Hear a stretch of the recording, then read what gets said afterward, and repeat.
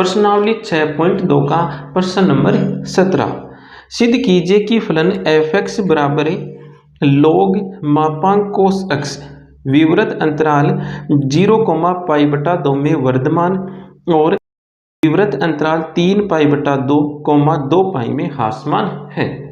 अब देखो इस प्रश्न में वर्धमान की जगह तो आएगा निरंतर ह्रासमान और ह्रासमान की जगह आएगा निरंतर वर्धमान। तो हमें देखो फलन क्या दे रखा है, फलन हमें दे रखा है f(x) बराबर log मापांक cos x।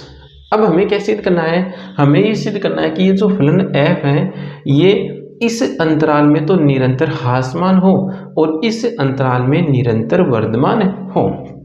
तो अंतराल हमें दे के तो हम क्या करेंगे, f' ज्ञात करेंगे और f' ज्ञात करके इन अंतरालों में f' का चिन्ह देख लेंगे। तो f' ज्ञात करते हैं। अब देखो f' ज्ञात करने से पहले देखो फलन में आ गया मापांक का चिन्ह, तो अवकलन करने से पहले हमें मापांक के चिन्ह को हटाना है। तो मापांक के चिन्ह को देखो किस प्रकार हटाएंगे, देखो मापांक cos x से प्लस का cos x होगा, कब होगा, जब cos x 0 से बड़ा हो, और मापांक cos x minus cos x के बराबर होगा यदि cos x 0 से छोटा हो। अब देखो cos x 0 से बड़ा, cos x 0 से छोटा, ये किस पर निर्भर करेगा, ये निर्भर करेगा cos के कोण पे, अर्थात x पर निर्भर करेगा कि x का मान हम क्या रख रहे हैं। तो x का मान रखेंगे एक तो हम इस अंतराल से और एक इस अंतराल से। तो इन अंतरालों को हम यहाँ पर x की जगह रखेंगे, तो ये अंतराल जाएंगे कोस के कोण में, कोस के कोण में जा रहे हैं। तो अब ये देख लो कि ये अंतराल कौन से चतुर्थांश बना रहे हैं, तो ये तो बना रहा है प्रथम चतुर्थांश और ये बना रहा है चतुर्थ चतुर्थांश। पहले में और चौथे में दोनों में कोस होता है प्लस का, दोनों ही चतुर्थांशों में कोस होता है प्लस का, मतलब हम ये लिख सकते हैं कि दोनों चतुर्थांशों में कोस x 0 से बड़ा है। तो 0 से बड़ा है, इसका मतलब हम मापांक कोस x की जगह क्या लिख सकते हैं, कोस x लिख सकते हैं। तो f(x) बराबर है log कोस x। अब x के सापेक्ष अवकलन करो तो f' बराबर है माइनस का tan x। अब हम इस अंतराल की बात करते हैं, तो x का मान जब विवृत अंतराल 0,π/2 इस अंतराल में से हो। अब इस अंतराल को हम कहाँ पर रखेंगे, यहाँ पर x की जगह, मतलब tan के कोण में रखेंगे। तो ये देखो ये जो अंतराल हमें दे रखा है, ये अंतराल कौन सा चतुर्थांश बनाता है, तो ये बनाता है प्रथम चतुर्थांश। प्रथम चतुर्थांश की हम बात करें तो प्रथम चतुर्थांश में tan x होता है प्लस का, अर्थात 0 से बड़ा। अब देखो यहाँ पर मैं बनाना चाहता हूँ f'(x), तो f'(x) बनाने के लिए इस असमीका को गुणा कर दूंगा मैं माइनस से, तो माइनस से गुणा करने पर असमीका का चिन्ह बदल जाता है, तो minus tan x less than 0, ये बन गया f'(x). f'(x) छोटा है किसे, 0 से। तो अब ये देखो ये जो स्थिति हमें मिली है, ये स्थिति कौन सी फलन की है, ये स्थिति है निरंतर ह्रासमान फलन की। इसका मतलब इस अंतराल में ये जो फलन f हमें दे रखा है, ये फलन है निरंतर ह्रासमान फलन। अतः विवृत अंतराल 0,π/2 में दिया गया फलन निरंतर ह्रासमान फलन है। अब आओ अगले अंतराल पर। अगला अंतराल हमें दे रखा है विवृत अंतराल 3π/2, 2π। x का मान जब इस अंतराल से हो तब tan x का चिन्ह देखो किस प्रकार का होगा। तो ये अंतराल देखो कौन सा चतुर्थांश है, ये अंतराल चतुर्थ चतुर्थांश है, और चतुर्थ चतुर्थांश में tan होता है माइनस का, मतलब 0 से छोटा। अब यहाँ पर हम बनाएंगे f', तो f' बनाने के लिए इसको हम किससे गुणा करेंगे, माइनस से, तो माइनस से गुणा कर दो तो यह आ जाएगा माइनस का टेन एक्स ग्रेटर देन 0, ये बन गया एफ डेस एक्स। तो एफ डेस एक्स 0 से बड़ा है। अब ये देखो ये स्थिति कौन सी है, ये स्थिति है निरंतर वर्धमान फलन की। इसका मतलब x का मान जब इस अंतराल से हो तब ये फलन है निरंतर वर्धमान फलन। तो अतः विवृत अंतराल 3π/2 में दिया गया फलन निरंतर वर्धमान फलन है। इस प्रकार हमें प्रश्न को यहाँ पर हल करना है। अगला प्रश्न देखो, सिद्ध कीजिए कि R में दिया गया फलन f(x) बराबर x³ minus 3x² plus 3x minus 100 Varthaman फलन है। हमें देखो फलन क्या दे रखा है, फलन ये दे रखा है x³ minus 3x² plus 3x minus 100। अब हमें ये सिद्ध करना है कि ये जो फलन f है ये फलन R में वर्धमान है। R में क्या है, वर्धमान है, अर्थात f डेस x 0 के बराबर या 0 से बड़ा है। ये हमें यहाँ पर सिद्ध करना है। तो f डेस ज्ञात करते हैं। तो लिखो x के सापेक्ष अवकलन करने पर f डेस x बराबर 3x² माइनस 6x प्लस 3। अब देखो यहाँ से 3 कॉमन आ रहा है तो 3 को कॉमन लो, तो f डेस x बराबर आ गया 3 गुणा x² माइनस 2x प्लस 1, ये है x माइनस 1 का होल स्क्वायर।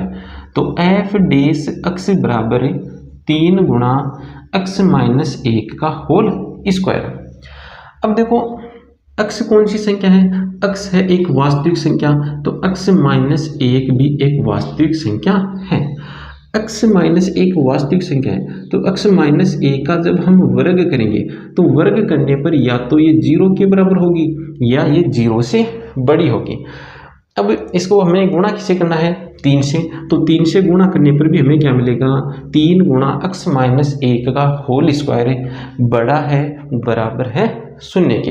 तो यहाँ पर हम लिख सकते हैं ये जो 3 गुणा x माइनस 1 का होल स्क्वायर है ये बड़ा है या बराबर है 0 के। तो यहाँ से हम लिख सकते हैं f डेस x बड़ा है बराबर है 0 के। अब ये देखो स्थिति कौन सी है, ये स्थिति है वर्धमान फलन की। तो हम लिखेंगे अतः दिया गया फलन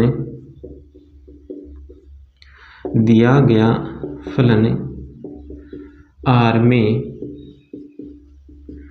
वर्धमान फलन है।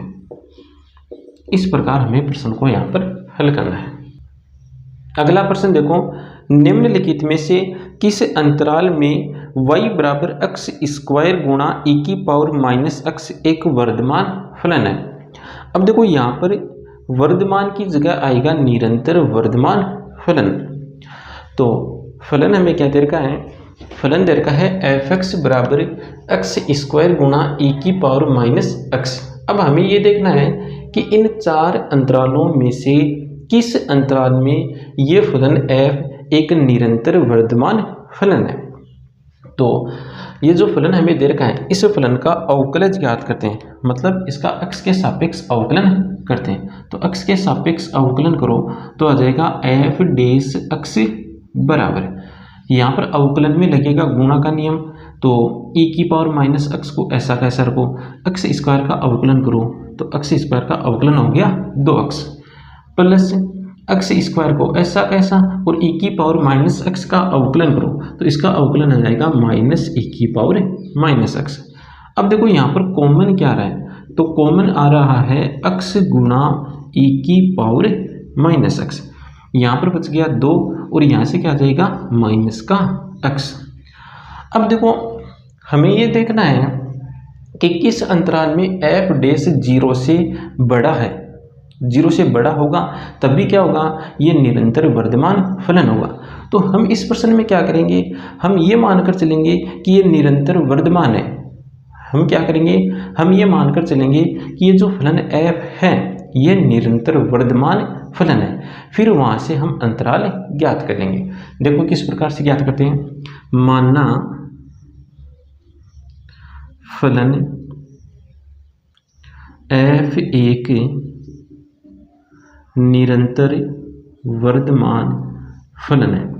निरंतर वर्धमान फलन है, इसका मतलब ये होगा कि f डैश x बड़ा होगा शून्य से। अब f डैश का मान रखो, तो f डैश का मान रखते हैं x गुणा e की पावर माइनस x गुणा 2 माइनस x बड़ा है शून्य से।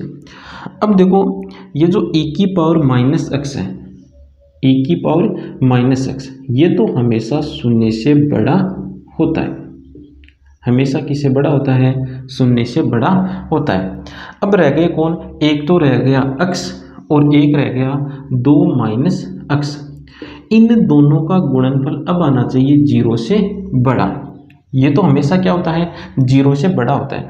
तब x गुणा 2 माइनस x, इन दोनों का गुणनफल किससे बड़ा होना चाहिए? 0 से बड़ा होना चाहिए। 0 से बड़ा होगा तभी f डैश x किससे बड़ा होगा?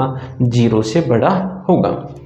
तो इस बात को एक बार यहाँ पर समझते हैं। जैसे कोई भी दो संख्याएं a और b, कोई दो संख्याएं, दोनों संख्याएं हैं प्लस की, मतलब a भी 0 से बड़ा है और b भी 0 से बड़ा, तब इन संख्याओं का हम गुणा करेंगे तो गुणनफल जो हमें मिलेगा वो शून्य से बड़ा ही मिलेगा। और यदि a और b दोनों ऋणात्मक संख्याएं, मतलब a भी 0 से छोटा b भी 0 से छोटा, तब इन संख्याओं का जब हम गुणा करेंगे तो गुणनफल हमें 0 से बड़ा ही मिलेगा। तो इन दोनों का गुणनफल 0 से बड़ा है, तो यहाँ पर देखो दो स्थितियां बन गई। फिर दो स्थितियां कौन कौन सी? एक तो x भी 0 से बड़ा हो और 2 माइनस x भी 0 से बड़ा हो। एक स्थिति तो ये बन गई। और दूसरी स्थिति क्या बन गई? दूसरी स्थिति ये बन गई कि x भी 0 से छोटा और 2 माइनस x भी 0 से छोटा। अब इनको हल करो और यहाँ से x का मान ज्ञात करो। तो x बड़ा है 0 से और यहाँ पर क्या है?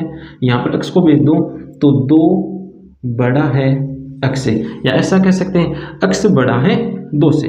तो इन दोनों बातों को मैं एक जगह लिख रहा हूँ। देखो x बड़ा तो है 0 से और x छोटा किससे है? छोटा है 2 से। तो यहाँ से तो हमें, इस स्थिति से तो हमें x का मान मिल गया ये। इस स्थिति से x का मान ज्ञात करो, तो इस स्थिति को हल करो। देखो तो यहाँ पर आएगा 2 लेस देन x, मतलब x बड़ा है 2 से। यहाँ पर क्या है? x छोटा है 0 से और ये क्या लिखा हुआ है? x बड़ा है 2 से। x 0 से भी छोटा है और x 2 से भी बड़ा है। तो x का तो ऐसा कोई मान संभव है नहीं जो 0 से तो छोटा हो और 2 से बड़ा। इसका मतलब ये जो स्थिति है, ये स्थिति तो बनेगी ही नहीं। ये स्थिति बनेगी और इस स्थिति के अनुसार देखो x का मान हमें क्या मिला है? x का मान मिला है 0 से बड़ा और 2 से छोटा। अब इस समीकरण को अंतराल रूप में लिख लो। तो अंतराल रूप में लिखते हैं तो x एप्सिलॉन विवृत अंतराल 0,2। अब देख लो ये अंतराल कौन से ऑप्शन में आ रहा है? तो ये अंतराल ऑप्शन नंबर डी में आ रहा है। तो इस प्रश्न का आंसर हो गया ऑप्शन डी।